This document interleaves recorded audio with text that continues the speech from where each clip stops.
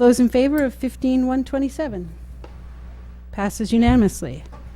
Order 15-128, order approving a Hospi Food Service, Inc., doing business as Subway, 53 Main Street. Could I have a motion, please? Move approval. Second. All right. Any discussion? All those in favor? Passes unanimously.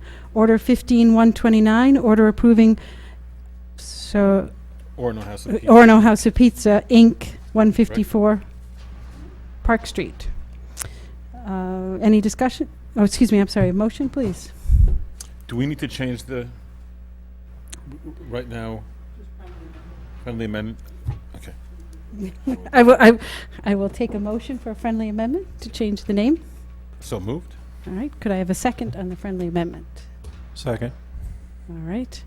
And then I'll just take a vote. All those in favor? Passes unanimously. Order 15-130, order approving a Cam Rep, Inc., doing business as Spotlight Cinemas, 6 Stillwater Avenue. Motion, please. Move approval. Second. Any discussion? All those in favor? Passes unanimously. Thank you, Bill. Thank you. All right, we'll move on to acknowledgements by council members. Tom, being all alone on that side?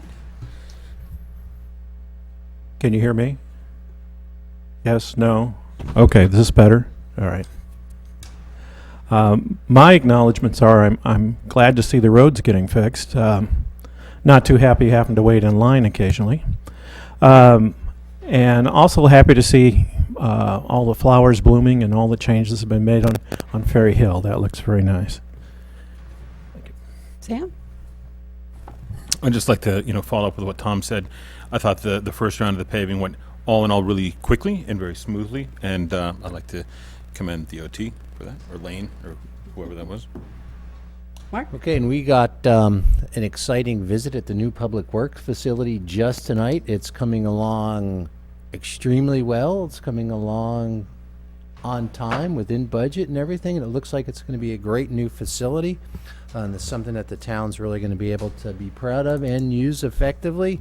And then I also stopped at the town pool on my way to meeting, and I've been hearing really positive things about the new orders, the swimming, the lap swimming at the town pool, and it looked like people were having a wonderful time up there. So I just want to congratulate staff for all the work they're doing.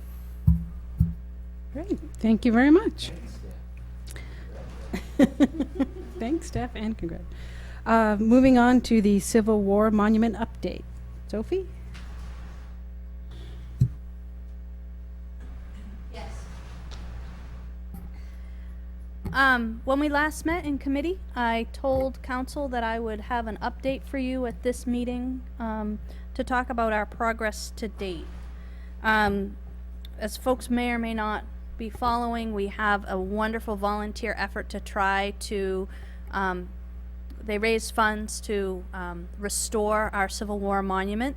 The monument has been completed and is ready to come and find a home in Orono. The Orono Historical Society, who has been leading this effort, has been working with the post office or working against the post office, depending on how you want to frame it, to try to put the statue back near its original placement. And the post office has been opposed to just letting us put the statue back kind of in the front lawn of the post office. We have engaged Senator Collins' office to help us kind of work through that process. And on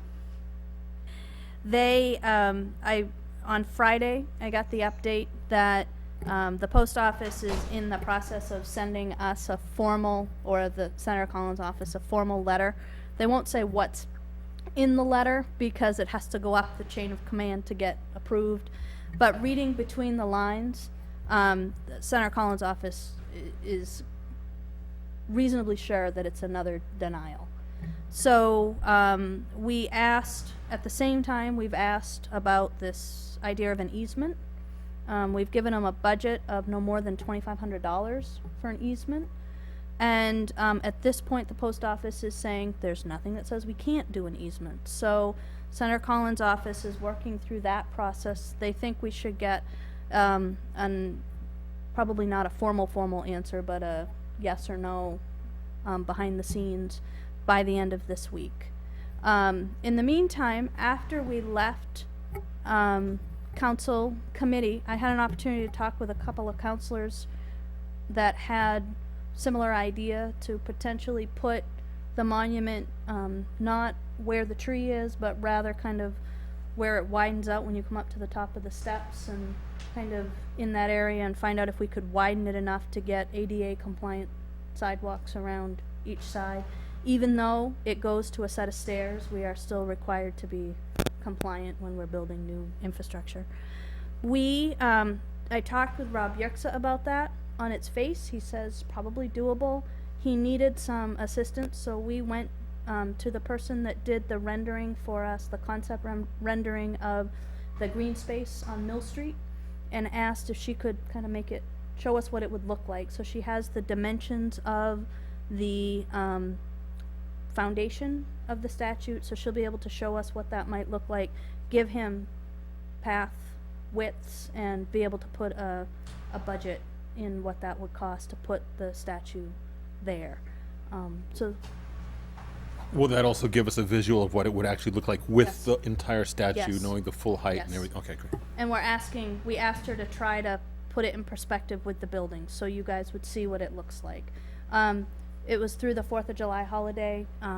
We expect to get that in the near term, likely, I hope, before our next committee meeting. So that would be next Wednesday that we hope to have more information for you. But considering it was a holiday stretch, I think that folks are trying to get answers and move this right along for you. That's Wednesday, the 23rd, 22nd, 22nd?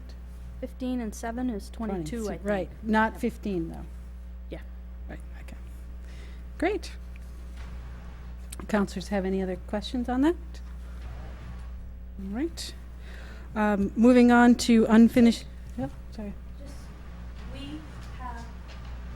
We have an attorney coming in at 7:30, but if you wanted to take a little bit of public comment here, you might do that, so people don't have to sit through. Okay. Does that work? Yeah.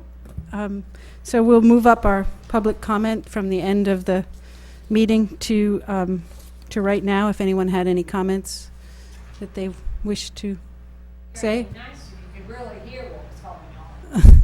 It's hard to hear.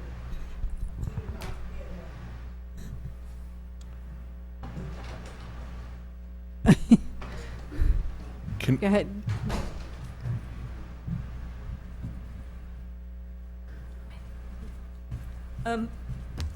I have a question. So placement, the monument will be placed in front of the post office, or it's kind of up in the air? Or There's two options floating right now. Right. One is the post office and one is in front of the town office. okay. We're kind of doing both at the same time to see what will work the best. Out of wondering, what about the Webster Park location? No way. No way? No? Okay. There's some passionate. I never. It was rather secluded area, and I think Okay. concerned that that the monument may be defaced again, and plus it's not really Okay. that publicly visible in a manner that would behoove such a monument. I never heard the explanation as to why it wasn't returning Sure. to that No, location, that's so it. it was more like out of curiosity. Okay, so at this point, it's either going to be in front of the post office or the town office, though that isn't decided yet. Yeah, it's that, we've got to work through both those options. Yeah. Okay. Yeah, council hasn't decided. So.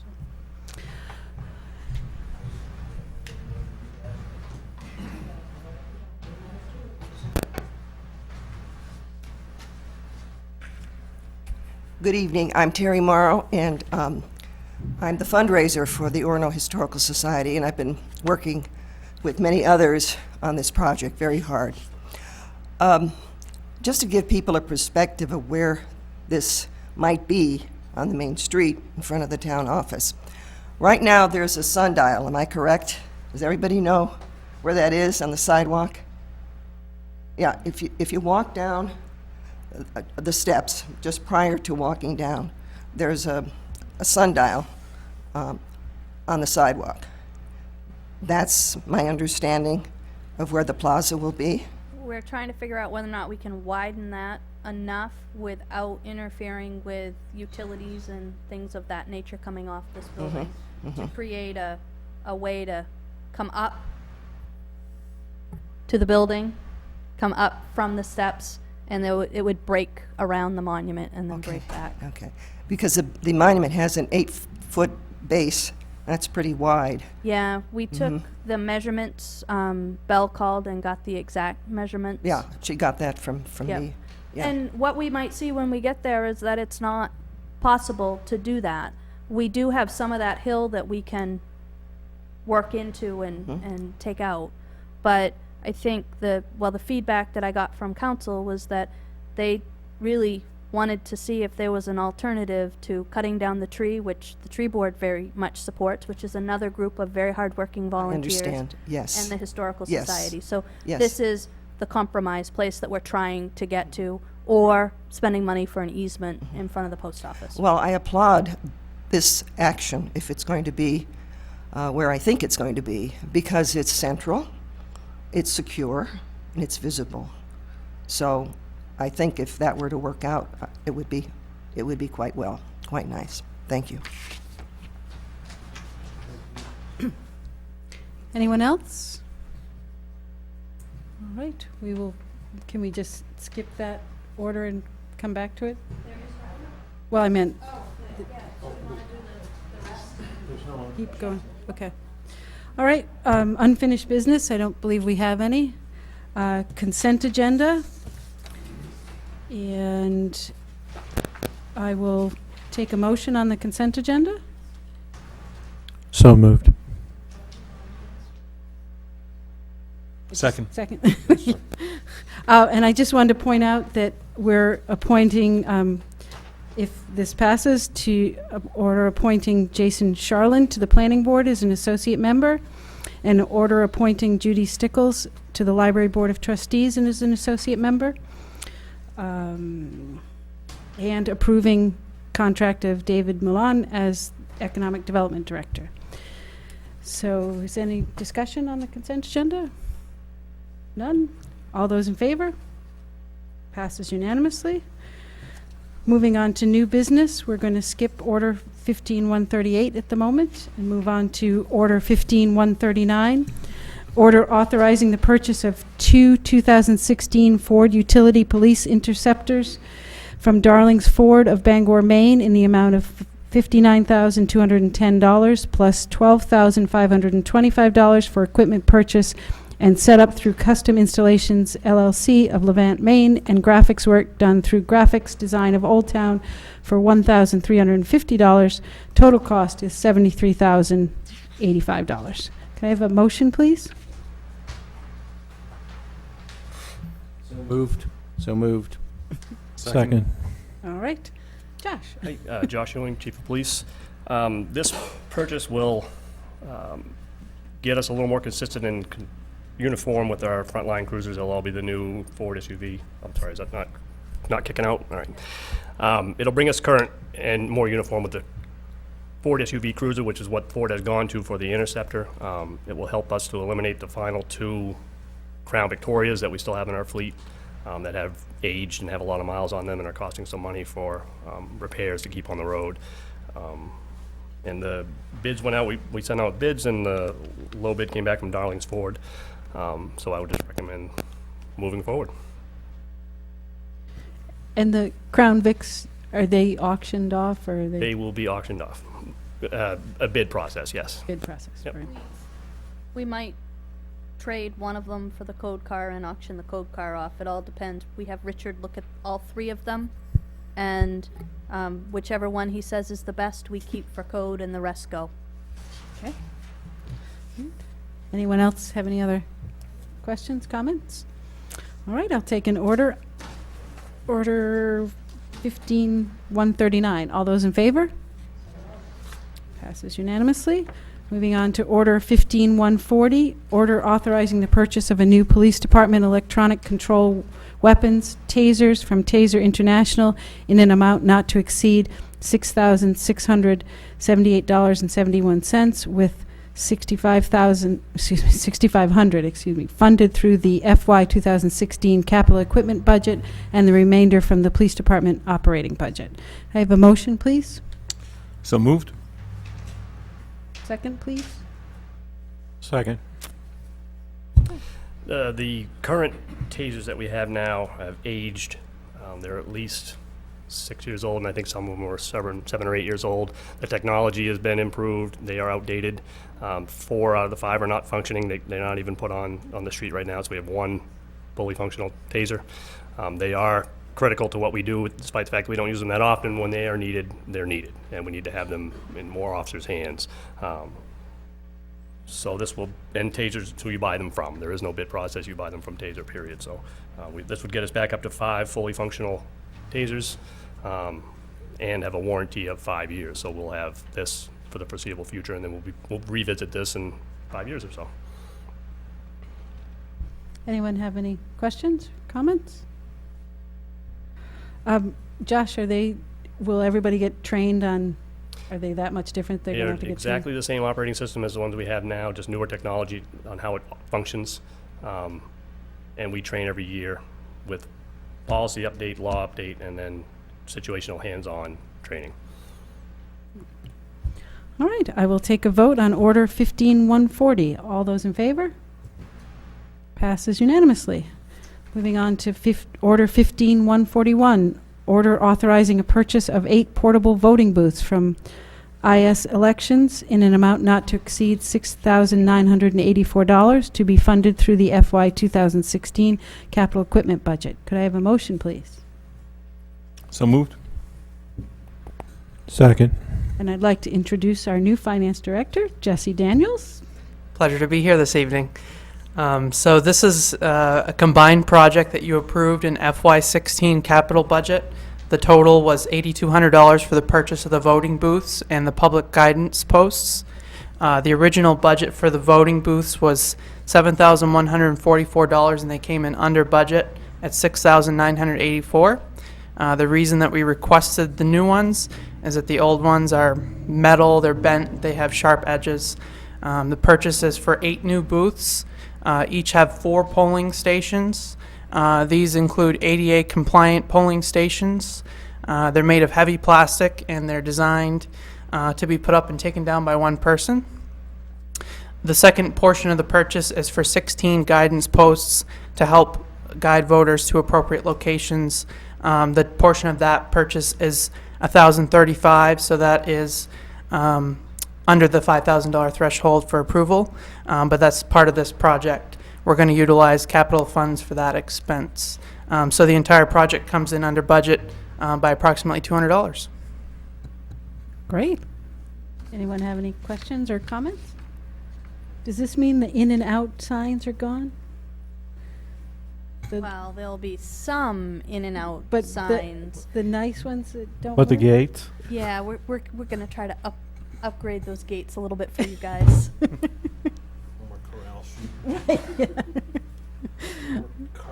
That's it. All right, if there's no further comments, I'll take a vote on Order 15141. All those in favor? Passes unanimously.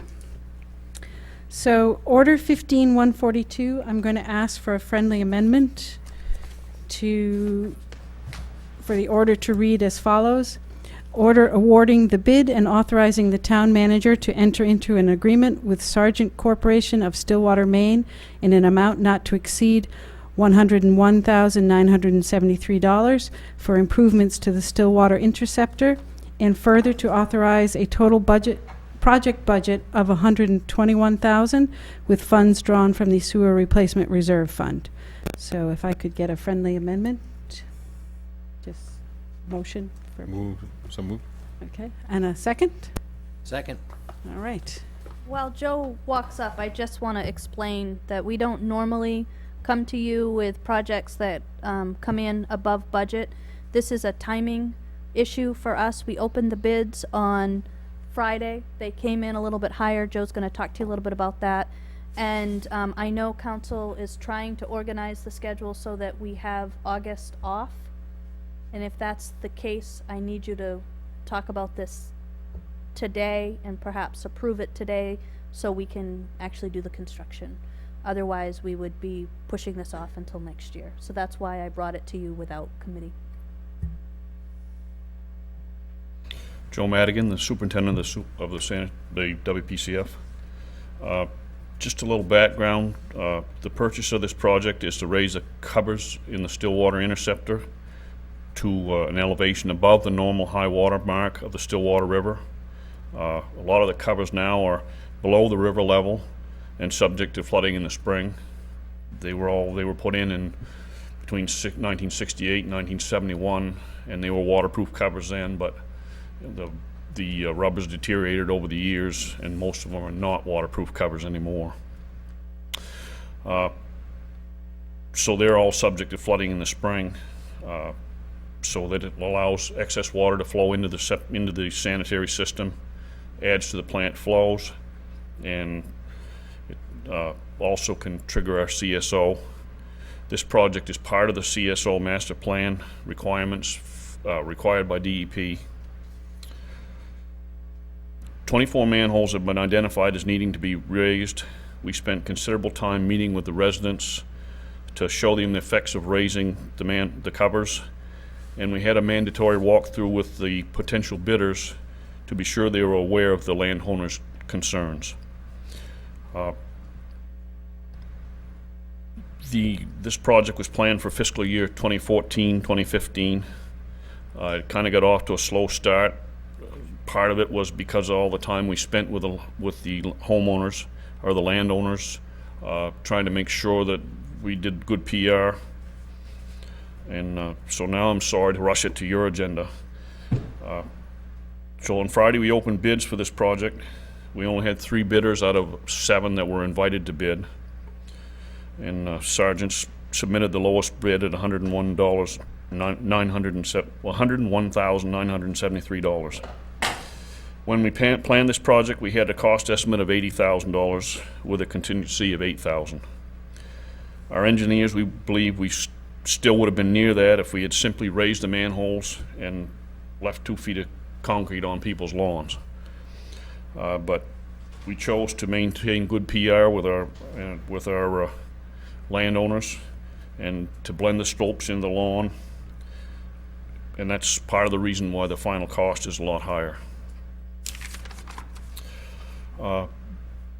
The overall budget is $121,000, based on $102,000 plus 5% contingency of $500. So I'm asking the council for permission to spend an additional $21,000 from the sewer replacement reserve to go with the $100,000 that council approved in last year's capital budget.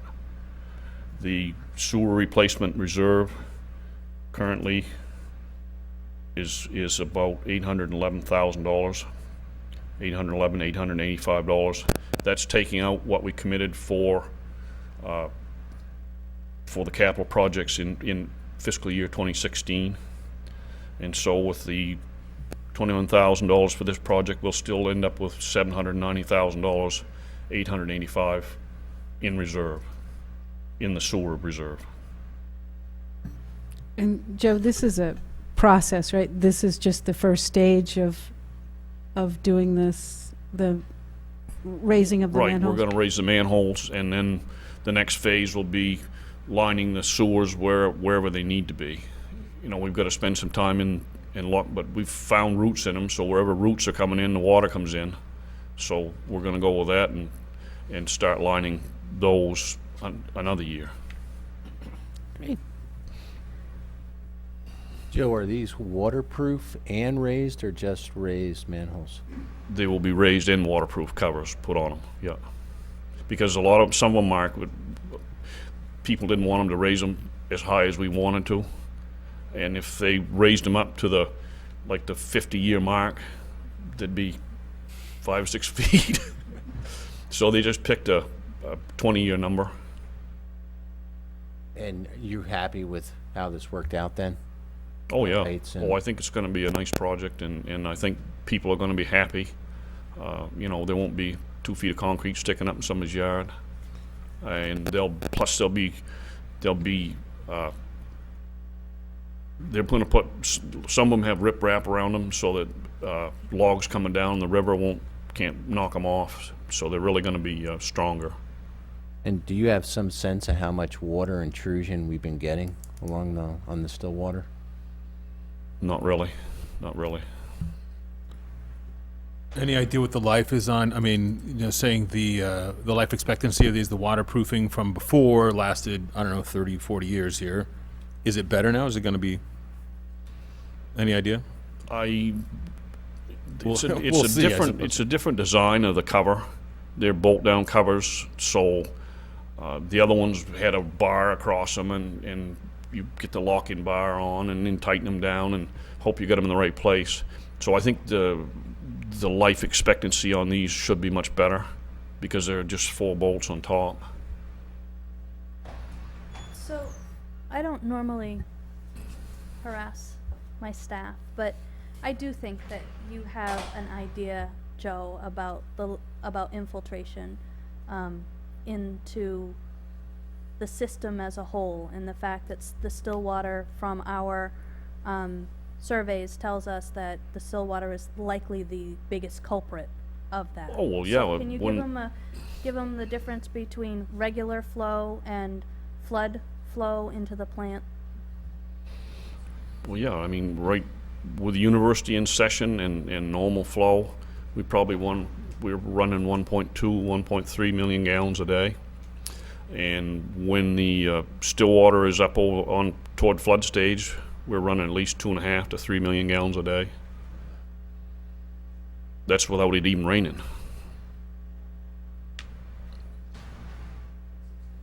It is. Yeah. Just wanted to make the point that Joe does know his stuff. Which we do. Which we knew. Any other questions or comments for Joe? All right, then I will take a vote on Order 15142. All those in favor? Passes unanimously. Thank you. Thank you. So, future petitions or Order 15138? What is your pleasure, ma'am? Since Mr. DeVoe has graciously showed up in the middle of his evening, I would love it if we could talk with him. You guys have a better sense about how much time you want to take. My sense when I asked him here was that you didn't have a ton of questions, just a couple. Yep. So I didn't think it would take very long, too much to make it reasonable to have a break for a few minutes in the meeting while you got your questions answered. So we'll move back to Order 15138, order adopting a resolution to join the case of Municipal Review Committee, Inc. versus USA Energy Group, LLC, docket number BCD CV 1522, as a co-plaintiff with MRC. I will take a motion So move. and a second. Second. Sophie, did you want? So this is my plan, and you can tell me if I'm doing the wrong thing, Bill. But we have talking points that we already reviewed in committee, the ones that you helped with. So I thought those are public at this point. And Sure. if you wanted to do just a real quick update, and then we could go to executive session, because the 2 questions you had asked that council asked me in committee were ones that I didn't think I could answer publicly. The bullet point outline that I think each of you has seen was developed with Greg Launder, who many of you may know is the executive director of the MRC, longstanding. Sophie is a board member of the MRC, representative of the Orono community. The bullet points were designed to explain the posture of the case. And essentially, we've been rattling around between different courts. We started in the Hancock County Superior Court because that's where the MRC's home office is based. Even though the dispute involves operation of the PERC plant, which is in Penobscot County. USA Energy, which is the managing general partner of PERC, removed the case from the Hancock County Superior Court to federal court, where we spent about 10 months litigating issues that related mostly to what kind of information the MRC was entitled to receive from USA Energy, until we got to the point where the federal judge decided, and I think he was right, that the court lacked jurisdiction over the case. And so after what was really a fairly helpful conversation involving the parties and the court on issues of information exchange, we ultimately got sent back to state court, although this time we are in Maine's only virtual court, which is the business court. So that's nice for us. It's nice for everyone involved because it means that the court can and will sit wherever it is most convenient for the parties. And so far, the only hearing that we've actually had has been in Bangor in the Penobscot County Superior Court. But anyway, that's a kind of a trail of breadcrumbs. The bullet point that was circulated was really intended to explain where the case is procedurally and why it's important at this point for the MRC to ask one or more communities who are owners of PERC, including Orono, to step in and act as co-plaintiff with the MRC in the context of the lawsuit. Can you, because there are, I'm going to guess, many people in the audience don't know what we're necessarily talking about. Can you give Yep. just a real quick Sure, review of what the MRC's sure, complaint is? sure. So, and I apologize for saying things that people already know, but the MRC, Municipal Review Committee, which is the title of an organization that doesn't explain very much, is sort of the head and the brains of this consortium of really about 180 different communities. Orono is one, but there are many in northern and eastern Maine, all of whom over decades have brought their trash to the PERC plant in Orrington, where it gets, as we all know, burned, and it's converted in part, substantial part, to electricity. The electricity gets sold to Bangor Hydro, now Emera, Maine, but Bangor Hydro historically. So it's a kind of a layered organization where the PERC plant itself is owned in part by each of the communities that brings their trash there. So the town of Orono has a piece of the PERC plant, and the city of Bangor has a piece of the PERC plant, and there are a bunch of others. All of the towns participate in managing the PERC plant through the MRC. The MRC is largely Greg Lounder, but it's also a board of directors, and there are representatives of several of the communities that serve on the MRC's board. Sophia is one. And what happens is when a town like Orono brings its trash to PERC, they pay what's called a tipping fee, which is based on the tonnage of the trash being delivered. And so they pay out.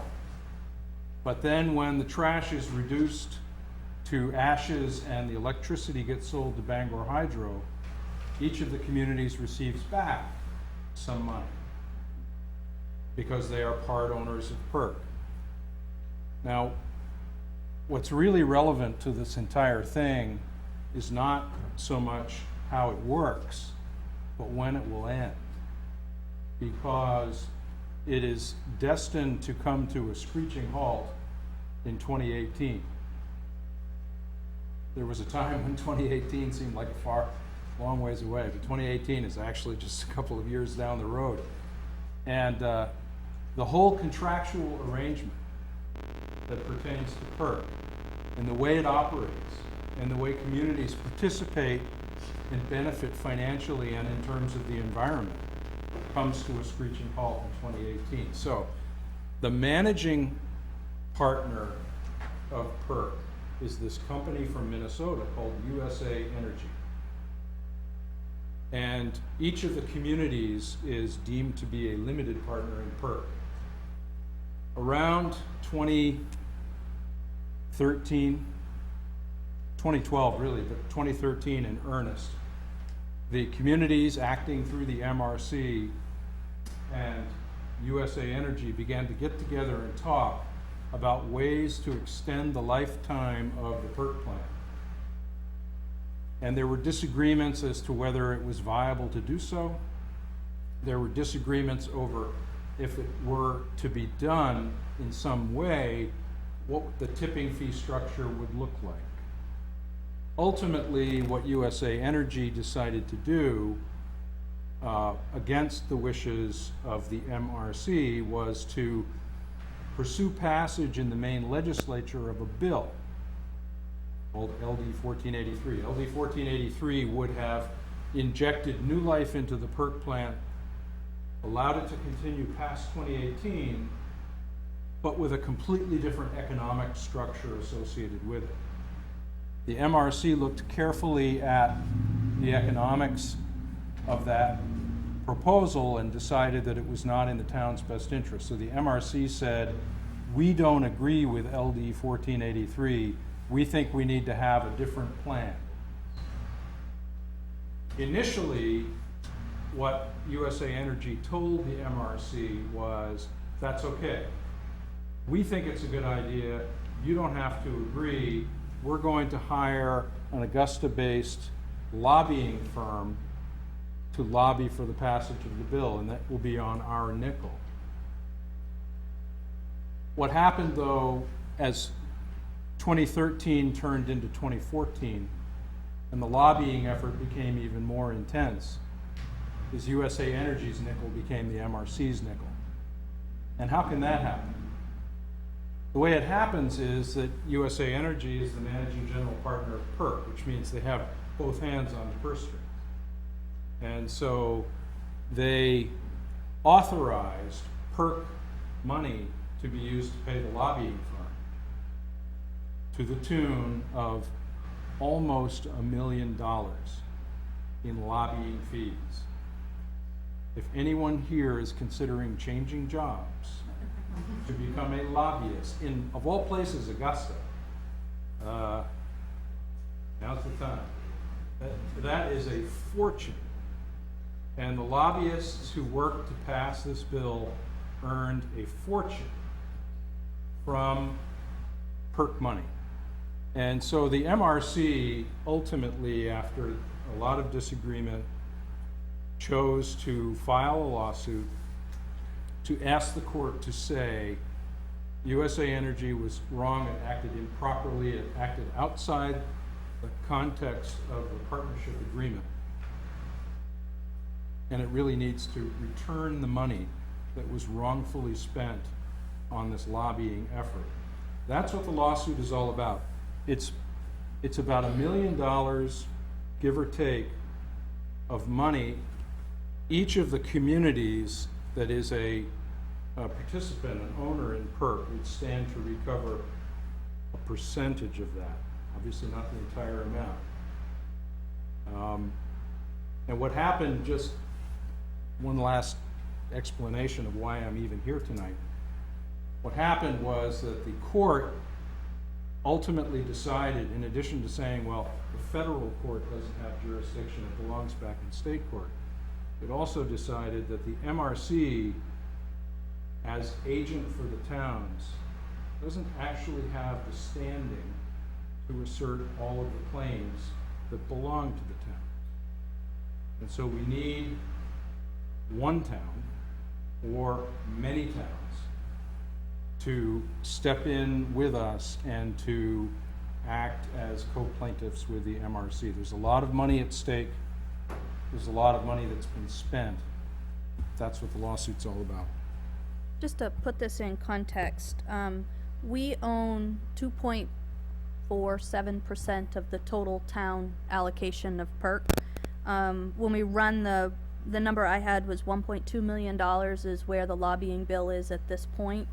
That is almost $30,000 that should be in the town of Orono's name that got spent to lobbyists. So that's why it's important.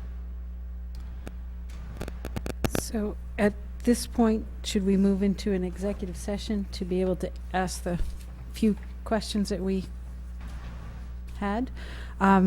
So could I get a motion to move into executive session in accordance with MSRS Title I, Chapter 13, Section 4056E for consultation with the legal counsel? So moved. Second. All right, we're in executive session. Oh, all those in favor of going into a passes unanimous. So we will be back.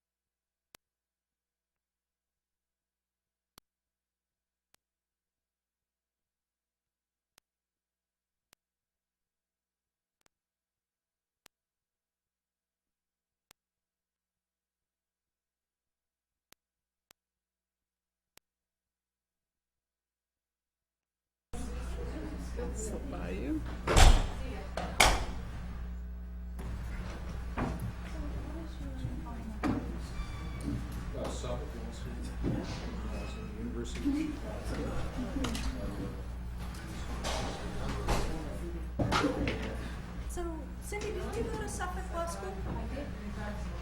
There you go. Class of '83. No, 85. There you go. See? And Eric?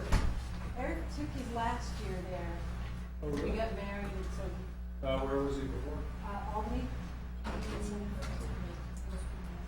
Yeah.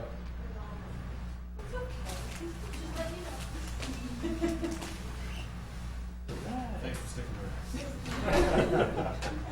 You get a prize. You fell asleep. You fell asleep. Cindy, can you just recap the motion to exit? Yes. We moved to move out of executive session. Sam made the motion and Mark seconded it, and it was unanimous to move out of it. So right now we have pending Order 15138. So we have any discussion by counselors before I take the vote? What's your feeling? It seems reasonable to me that the service is being done. There's ongoing financial cost to the community, and it seems that we should become part of this case. That's what it seems to me. Okay. Sam or Tom? I agree with Mark. I just think it's also important to know that we didn't make. I don't think any of us take this lightly in the Right. whole matter. I mean, that was clear from every single individual with this. So. Yep. Tom, you have anything? I also agree that we're not taking it lightly.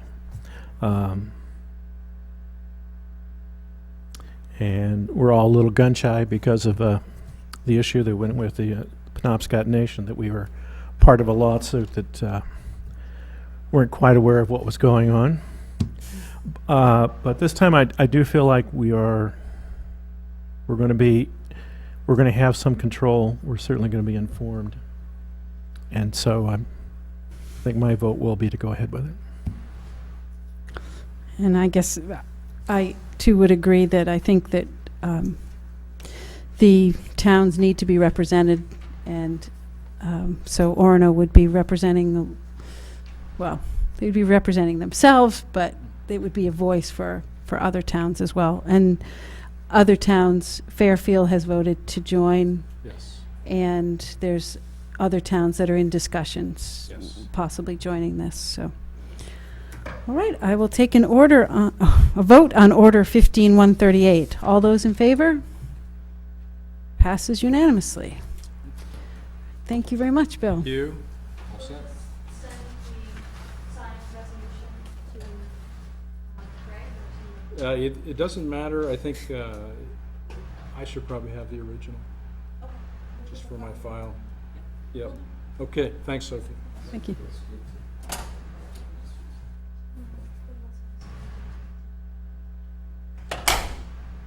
Whoa. So I'm just going to finish up the rest of the agenda because we have members, the public still here. Tom, do you have any items of concern or future agenda items? Not at this time. All right. Sam, do you have any? No, not at this time. Mark? Nothing. All right. Public petitions, I don't think we have any. Susan, could you say it so long, I'll ask you if you have a public comment. I probably would have stayed anyway. I'm going to stay for the entire meeting. Though, yeah, I do have one concern where it was like a couple weeks ago I watched one of those, like, it wasn't exactly a dramatization because it actually interviewed people who experienced a bear mauling, which reminded me of, and it didn't sound fun at all, and it reminded me of I think it was not this past winter, the winter before, reading in the Bangor Daily News, they found a den of bears near, from I'm remembering it was kind of near, it was on Stillwater. There's like a mama bear with 2 or 3 cubs, and it was on Stillwater in between Kelly and I think Forest. They're kind of like in that vicinity. And since then, I think I recall they were trapping that bear.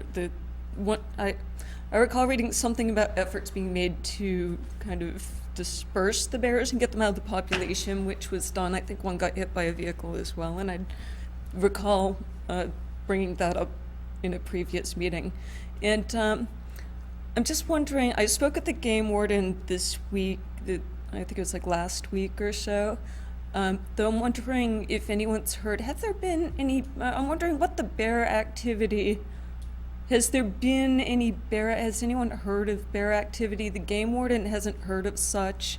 I'm acquainted with one family who the bears would visit, and they have seen a couple of random sightings here and there.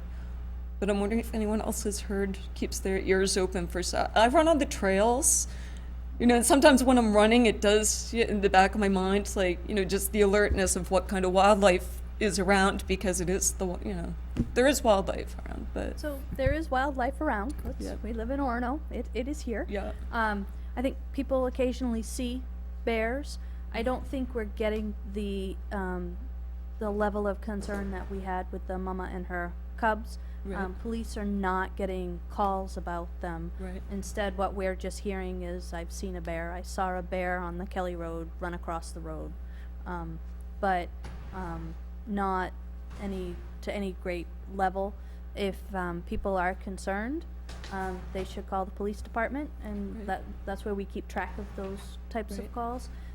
But I would just remind you, we're in Orono, Maine, and Oh, yeah. there is significant wildlife here. I'm inclined to think, and I'll just mention this, you know, just for the public. I mean, I myself, if I saw a bear, I'd be inclined to call and report and mention such, just so that people could be aware that one was in the vicinity.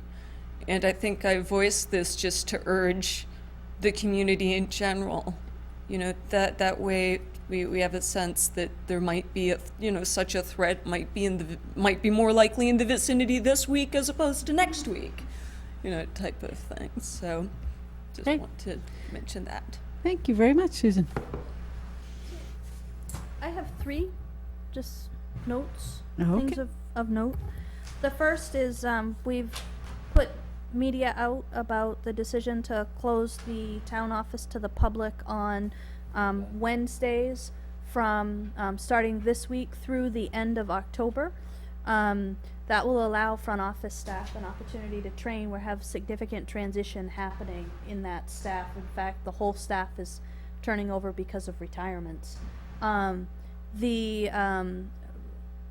code, planning, assessing, and Parks and Rec will, they'll all be working like the front. They will be by appointment only. So if people need to talk with code, planning, assessing, or Parks and Rec, they'll want to call ahead and make an appointment. That's simply so we can keep doors locked, so people don't open a door to the front to get to Parks and Rec and not be able to be served. That's my first thing. Second, on the same vein of Parks, of the town office being closed on Wednesdays, because we're hoping to not have a council meeting in August, just want to bring to everybody's attention that on September 9th, Donna Emerson will be retiring. So she has been with us for several years, many years, and she is so good at what she does as our town clerk, and she has an amazing memory for people, and she's probably one of the most caring individuals I have watched at the front desk. She just consistently goes above and beyond. And so if folks have an opportunity to wish her well as she begins her next chapter with her grandchildren, and I'm guessing a lot of golf, I think she'd really appreciate that. And my third item, we fielded a few calls with people concerned about the paving job along Route 2, College Ave, and Bennick Road, Kelly Road. we are getting a tremendous shim job. Most of the time, you wouldn't see it laid out this nice on pavement. You'd usually see it as patching. This is the first step. Now we're gonna go through with the utilities. I think Bangor Gas has a couple, the Water District and WPCF will go through and lift our utility infrastructure up to grade, which is another 3/4 of an inch. We will then pave that out. So what you are seeing right now is midway through a process. It's been striped because the federal law requires that we stripe these types of roads. You can't just keep the little reflectors up. And in line with that, I've talked to Rob Yerxa. We are aware that the patch on the north side of the bridge is, it's got a lip, which is, bicycles really don't like it, and I understand why. That is, Public Works doesn't work on Mondays. They are planning to attack that tomorrow, so that should be fixed. So those are my public comments. And when does Dave start? So Dave starts on Monday, and I'm very excited. Shelby unfortunately leaves at the end of that week, and Shelby Moore has been an unbelievable intern for us this year. We keep piling stuff on, though. We're not letting her leave quietly. I'm hoping that counselors who are interested will be able to come on Wednesday and review the things with her that she's done with the disorderly property, unruly gathering, which is something that we think will be easier to enforce than disorderly property for the larger events, fee for police service. We're working on the ambulance policy, signage, just a whole host of them. We were trying to block that in today. Evan is gone, and we really wanted Evan to be there. So this would be an opportunity for us to review, and love to have counselors there at 5:30. 5:30. One quick question about the paving. I'm sure it will be done before the students start moving in. Is that correct? So, Tom, as Rob Yerxa says, there shall be no construction on the major thoroughfares before the second week of May or after mid-August. So that we actually write that into all of our contracts. But this isn't our contract. This is the state, right? Yes, but Rob has made it very clear with them in the pre-meeting. So we are one of the first towns that they've got in their list. We hope it will be done by the end of the month is our hope. It all depends on how quickly we can get. The only thing they're waiting for now is for us to raise the infrastructure, and that's supposed to start this week on us. But we have 41 manholes that need to come up. All right, I will take a motion to adjourn. Can I have a second? Second. All those in favor? We are adjourned.